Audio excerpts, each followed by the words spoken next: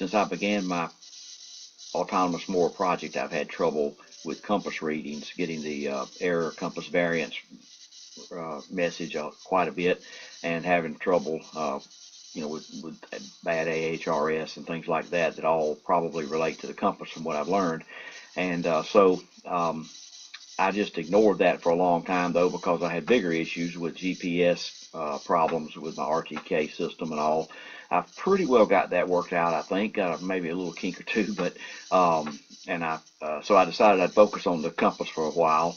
Kind of a reason is I had pretty good driving tuning going on without the compass. When I enabled the compasses after I put them on, I've got an external unit and the one built into the Pixhawk. I've got it away from metal, so it's reading pretty well. But I had more trouble tuning with the compass enabled than without it. But I did still get it tuned fairly well. So let me show you a screen here. This is just a waypoint in rectangle shape I had for tuning, and had been running an automatic around and around this square. This was after I tuned the steering and throttle separately, and had that fairly well working. So now trying to just tune the navigation. I had it tuned working well, okay, without pivot turns enabled. This is what it looked like. And this is with the compass. I really had it better than this without the compass enabled, but with the compass enabled, I had this pretty good tuning, at least not awful, but it, of course, is overshooting at the corners and all. And one thing I had, though, even with this, when I'm headed east and south, I get error compass variance. I don't get it when it's headed west or north, which I thought was odd. And I don't know, I just had some suspicion that maybe the rotating engine was affecting the compass in some way. So I decided to do a little experiment. But prior to that, the other thing that led me to know I've got some issue is when I enable pivot turns, this is what I get. So this was the same exact rectangle, and I enabled pivot turns, and you see when it reached the first corner at the bottom, I enabled it just a little before that, stopped it and enabled it and started. I had this really strange behavior where it's obviously turning very sharp and doing some strange things. So I haven't wanted to ask for help on that, because I felt like, well, if I don't believe I have my compass working right, I can't expect a lot of things to work. So I decided I would stop and experiment with the compass modules, and so that's what this video is about. And at the end, I'll kind of summarize some things, but hopefully, this is another one in the series of my lack of knowledge and knowing what I'm doing, maybe helping someone else.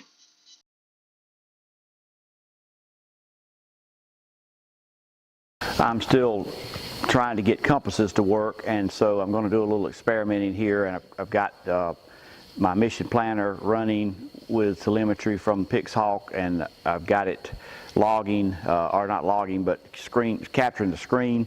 And so thought we'd take a look at what happens when I move things around, maybe get some advice from someone or learn something myself anyway.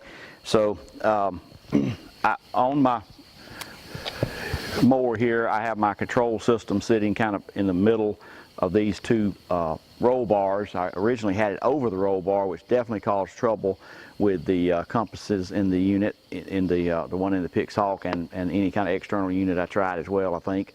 But here it seemed I had have gotten pretty good mag field values. They didn't get much larger when I would move away from the vehicle with the compasses and move them to here. So I thought everything was okay. I have an external compass module here. It's the one that's included in a lot of GPS compass module combos. It's the HMC 5883L, I believe. Anyway, it's that very common Hitachi, I think, module.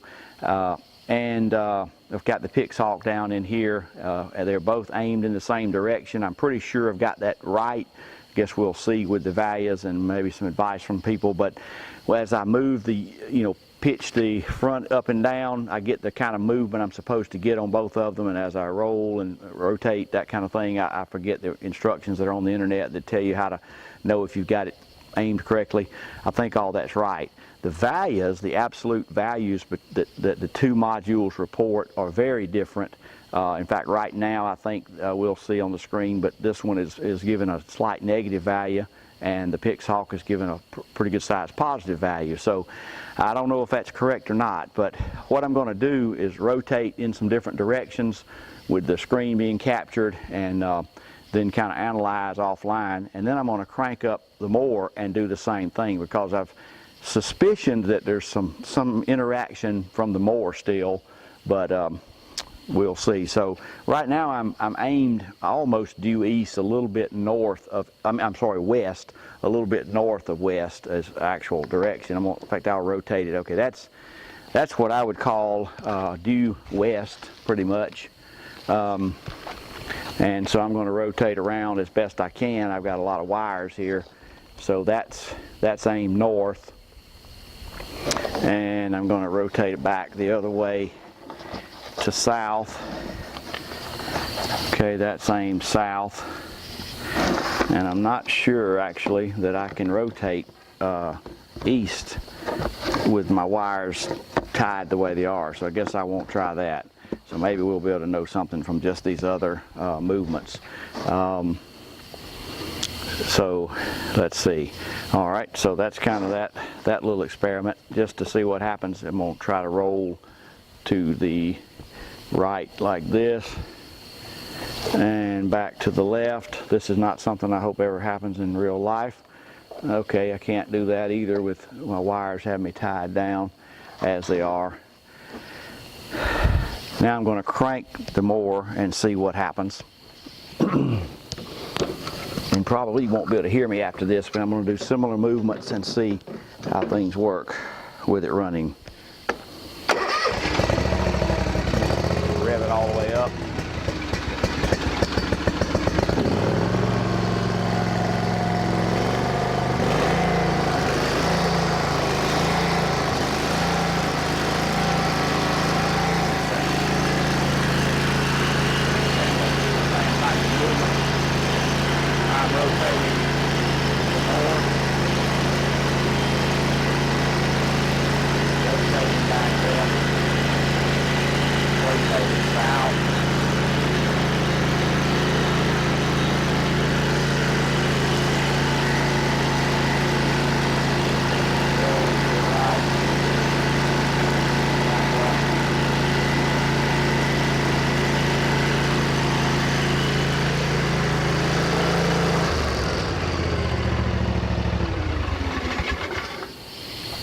Okay, so let's take a look at that. All right, so I've spent a little time examining the logs, mainly just the telemetry log, so that I could look at the M values, and I've taken note of what they were at west, north, and south, with them both the engine not running and the engine running. And so one little note maybe might help someone along the way. I noticed that the status page where I'm looking at the values does not update while you're playing the telemetry log if you don't have it on that tab. In other words, if I'm playing along here now and I pause and flip to status, these values are not the current values from the telemetry log at the point where I hit the pause button. So you have to be a little tricky. What I did was got the log to about where I wanted it to be, and backed up a little bit, and then changed to a really slow rate, like 1/10 speed or 1/4 speed. Hit play, switched over to the status, and stayed here until I saw what I wanted to on the heading, and then quickly flipped back and hit pause. And of course, it didn't go very far between flipping back to the telemetry logs tab, because I was running very slow. So anyway, I did that and created this spreadsheet showing values when the engine's off and values when the engine is running. And I have the west, north, and south. I wasn't able to get an east reading just because of cables tying down my controller. But so I've entered in the MX, MY, and MZ values and the mag field value, and MX2, which is the internal Fixhawk compass values, both for the engine off and engine running.